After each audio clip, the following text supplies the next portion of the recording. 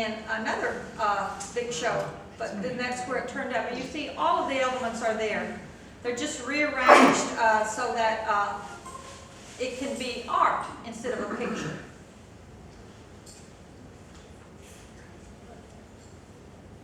And this is one of my favorite ones. Was a gray, overcast day. I prefer to paint sunshine. All of my paintings are sunny. I've never painted a gray day. I like sunny days. And so when I became an artist, I realized, oh, so what if it's gray? I can paint in the sun. And you can do that too. You can put your own shadows in. But what was wonderful to me, one thing, anytime I see a clothesline, I don't know about you guys, I can smell the laundry, I can smell the crisp white sheets, and brings back lots of wonderful memories. But what was also great about that is we all know that red is the complement of green. It's built right in for me with that red piece of laundry hanging right there for me, almost in the right place. So I wanted to give you a way to get up to that house. And so here's what I did with that.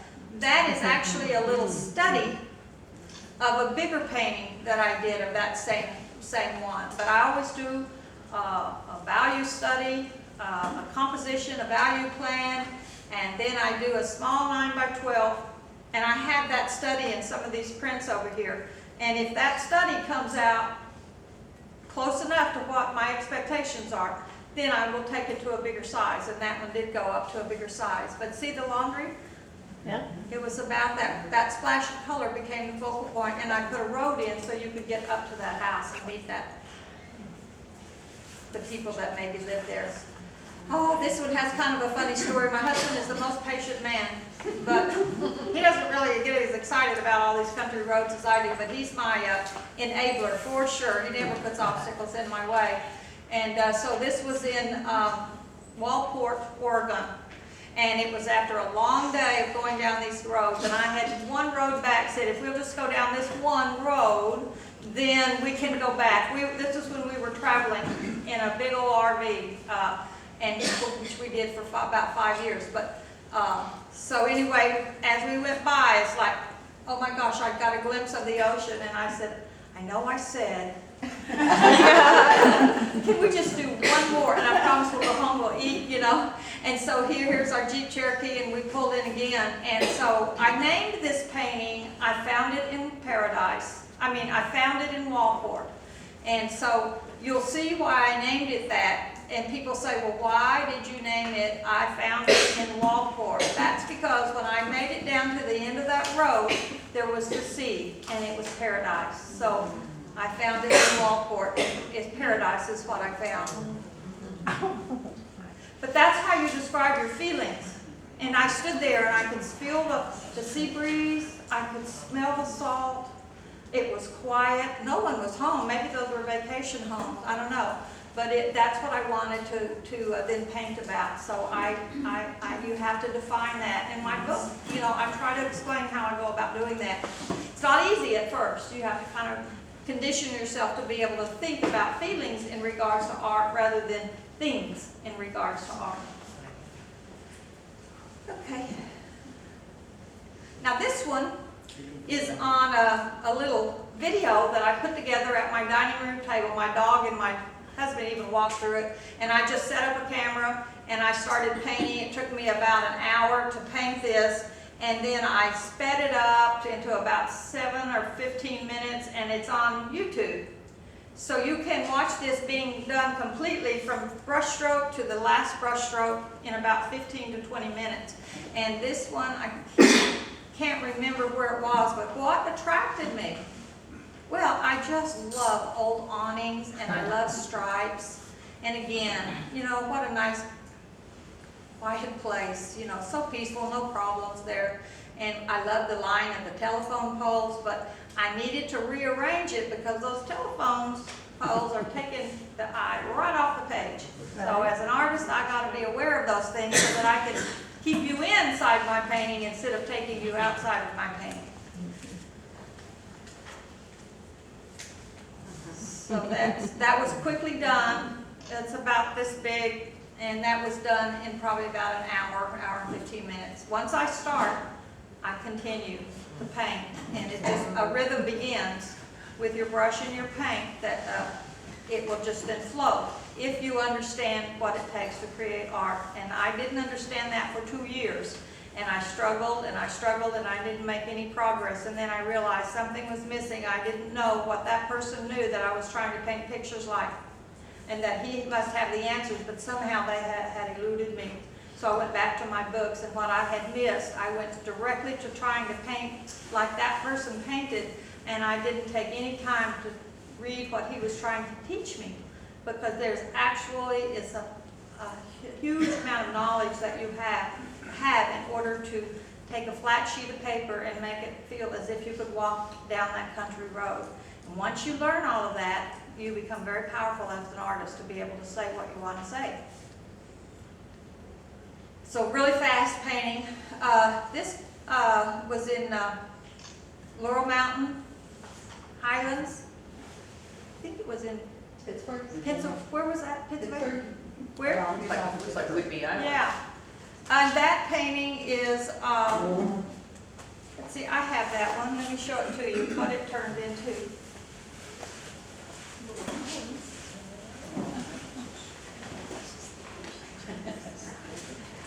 Whale, I did have it.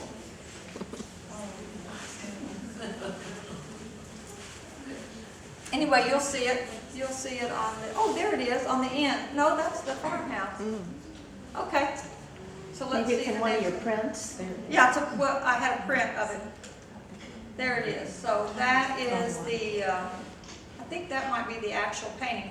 Very, very early on in my career, well, not even my career, I didn't have one yet. I was just still trying to learn. But that was, and see, I bent the rules. Once you know what the rules are, you know, things get lighter as they go back, things get cooler as they go back. But I reversed it and I got dark directly behind that old house. And why was that? Well, because that's what it was about, and I wanted a way to contrast it to make it even more dramatic. So that's why all the black is behind that. But it is a opposite of what the rule really is. That was in Mendocino, and well, what drew me to that, the thing that always attracts me first is the geometry of the architecture, contrasted against the softness of the organic foliage that surrounds this architecture out in the landscape. It's such one extreme to the other. And I just love that. Plus it had a fence, there's some flowers there. And so I turned that into a very geometric little painting, but still try to keep the warmth, the feeling of it, and the old rundown feeling of it. All the same elements, but I took artistic liberties, and I decided to get some red in there, and I put some little, turned one of them into a red cottage, and then I echoed that same color right across the painting in that same design with the little slatted board and batten or whatever that is. Joyce, Yes? I've noticed that in quite a few of them, you've actually elongated the buildings. Yeah? Mm-hmm. Made them a little taller. Yeah, and that's one thing that, so again, if you are interested in architecture, it is absolutely imperative that you understand perspective. Most of us start painting and we don't even bother to even figure out perspective. We've seen the old railroad track and things get smaller, but you need to know intimately 1, 2, and 3 point perspective. Once you know that, we're not interested in architectural renderings or any of that, then you learn it and you understand it intuitively, you throw it away. Then you begin tweaking and doing things and showing them in an artistic way. But you have to know how it has to be before you can tweak it, lean it, do any of that. And that's the first thing that will give away your work, is if you have your perspective out of whack. That doesn't really have much because it's head on. This is the painting that ended up on the front of the book. The North Light shows that painting. It's almost become a signature painting of mine. That was on our way out to Lynn's Fruit Farm. We were, I think we were in Cambria, California, coming on down the coast. And we ate at a little restaurant, and there was a little sign that said Lynn's Fruit Farm. Well, that sounded just like something I wanted to go see. And so we did that after we ate lunch, and this was going around the curve, and there was the little house. Again, all the ingredients, the peacefulness was there, the wide open space, vineyards in the background, a little country house, and a winding country road. But I then used my expressive, I try to be very expressive with color. Because you can see it's pretty much bland. Next, so we'll see what that looks like. So your art, all it is really just patterns and constructing shapes and putting them together. And so, you know, if I had tried to analyze those vineyards, but all I was interested in is making you think there might be a vineyard back there. So I just created a pattern of that. And I think that road is a lot more mauve. I really did a dark mauve on that road, and I think you can see that more clearly on the front of the book. That was also the painting that started my career. When I got my first, one of my paintings in the first American Watercolor Society show that I had ever entered, I was like taking a big bold step, and I thought, nobody's going to know if I don't get in, so here I go, I'm going to send this, you know. And so I did, and the painting got in. And just my luck, that's why I say, life will take you on journeys you never imagined. I never ever planned any of this, but things, sometimes the stars just all line up, and if you're open to all the possibilities, sometimes wonderful things can happen to us. And Kelly Kane, the editor of Watercolor Artist magazine, just happened to be at that show at the Salmagundi Club in New York City. And about a month later, I think my painting had already come back. No, it had gone on a tour, a year-long tour, so I didn't see that for a year. But anyway, I got a call, and she said, hi, this is Kelly Kane from Watercolor Artist magazine. So like I'm about to choke, but trying to sound really calm. You know, and she said, well, I saw your painting at the American Watercolor Society exhibition, and she said, I just loved it. She said, could we do a story about your, I don't know how she knew we traveled or did this, I don't know. It was probably somewhere on the internet, but of course I said yes. She said, well, I'm going to have Michelle Pop call you, and we'll work out an article on you. So I was thinking a little page, you know, and all of that. And so Michelle Pop, I remember her name because she was fabulous. I thought, I'm going to have to figure out how to tell this. But what she did, she just started talking to me. And she started asking me questions. And of course, then it just all started pouring out. And she then put together the most wonderful, and she named it Waking Up to the Landscape. That's exactly what happened to me. She figured that out. Waking up to the landscape. That's what happened to me. I woke up to the landscape. And so she put together this wonderful feature article, and along with it about 5 or 6 paintings. It was like a 6 or 7 page centerfold deal. Then I got another call and said, you know, we'd really like to use one of the paintings as the cover for that magazine. It was April of 2011. Oh, yeah. And so people started seeing that, and that's when I began getting invitations to do workshops, something else I never would have dreamed that I would be doing. We'd be standing here sharing all of this with you guys. And so that began my career as a workshop instructor. And that's the one that's on the front of the book. It was also on the front of the magazine. I still have that. It's out Santa Rosa Creek Road. So this was, well, we were driving down in our 40-foot diesel pusher down the highway somewhere in America, and I had a magazine and reading the classified ads. It was a travel magazine, and I came across a little classified ad. It said, "Help wanted at Point Arena Lighthouse." So I like turned around to Harry and I said, "You want to go work at a lighthouse?" And he said, "Well, yeah." And I said, "Well, listen, it's in Point Arena, California. It must be on the ocean. It's a lighthouse." You know? So he said, "Well, call him." So his number was there. I won't forget his name. It was John. And I said, "John, this is Joyce and Larry. We're out on highway, I don't remember where, but we just saw your ad, and we would love to come and volunteer at your lighthouse." And he said, "Well, yeah, well, come on." And he said, if you will work 15 hours a week between you, we will give you a place to put your big old RV and we'll pay your electricity.